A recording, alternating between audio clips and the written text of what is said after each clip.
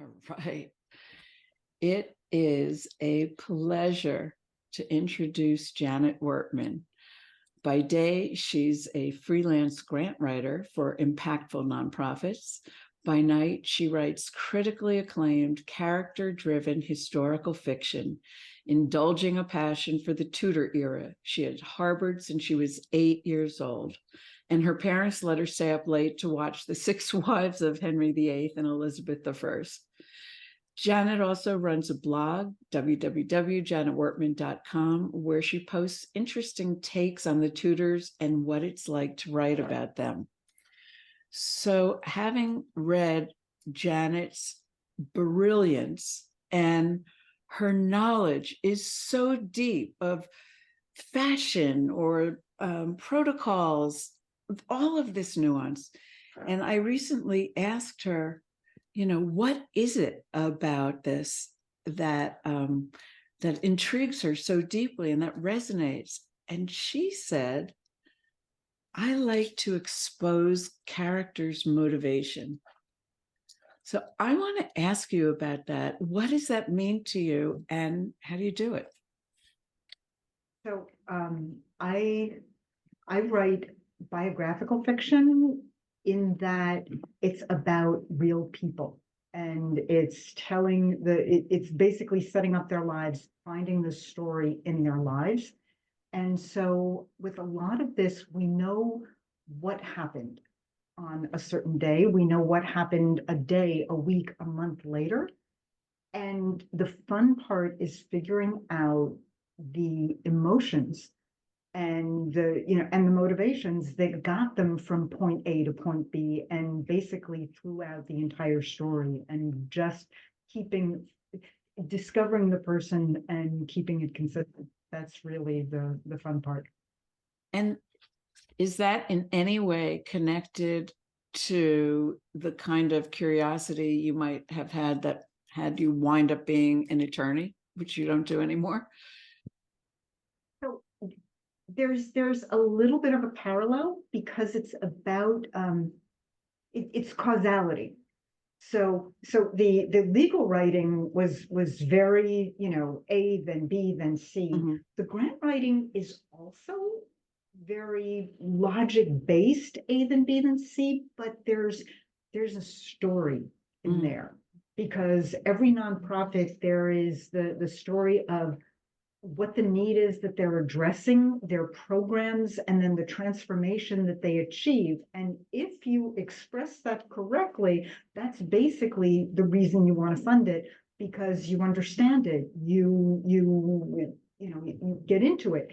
And that's very similar to fiction, with the motivations. By understanding why people are doing what they're doing and all of that, you can say, yes, I love this, or no, or in some cases, no, I hate that.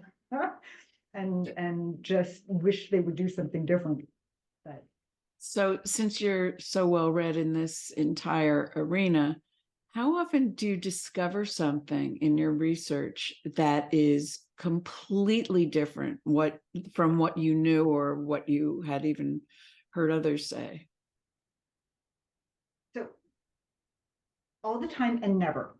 And That's a good title. So here's the thing. On the one hand, I do know a lot of the stuff already, but on the other hand, it's looking at it from a slightly different angle.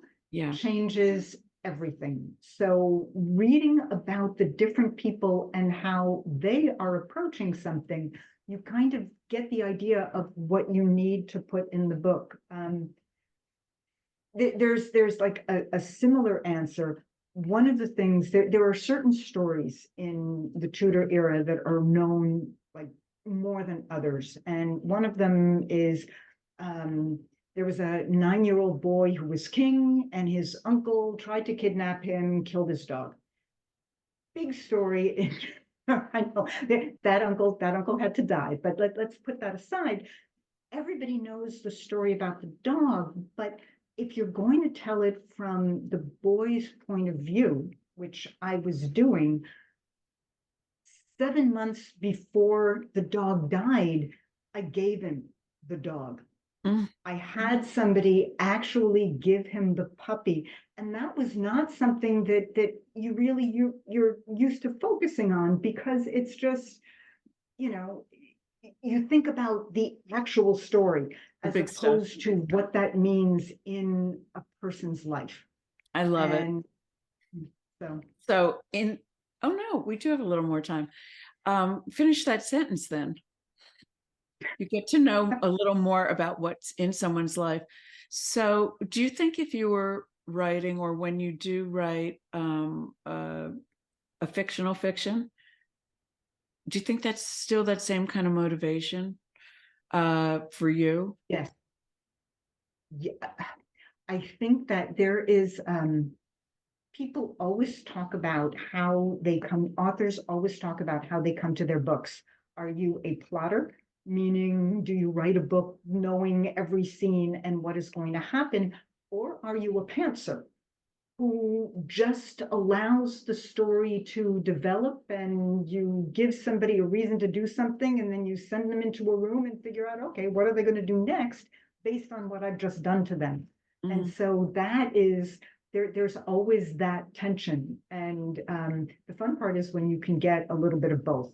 A lot of people love to um, do, and I kind of do both, do a very rigid outline, but at the same time explore the different things within each piece of the outline. I don't go that crazy. I just know what physically has to happen, and then I play around with all the rest of the stuff.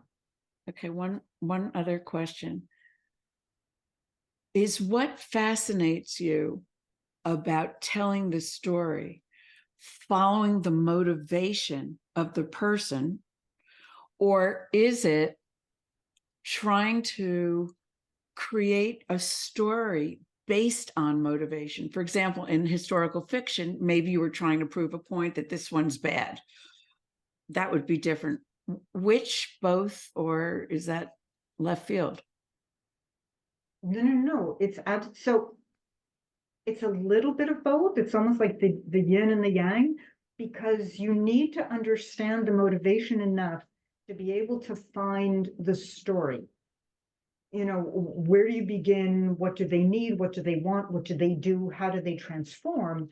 You need to know enough of their motivations to be able to decide this is where the story lies, but then you can make up the little things that go in between to get them through the arc that you're writing for them.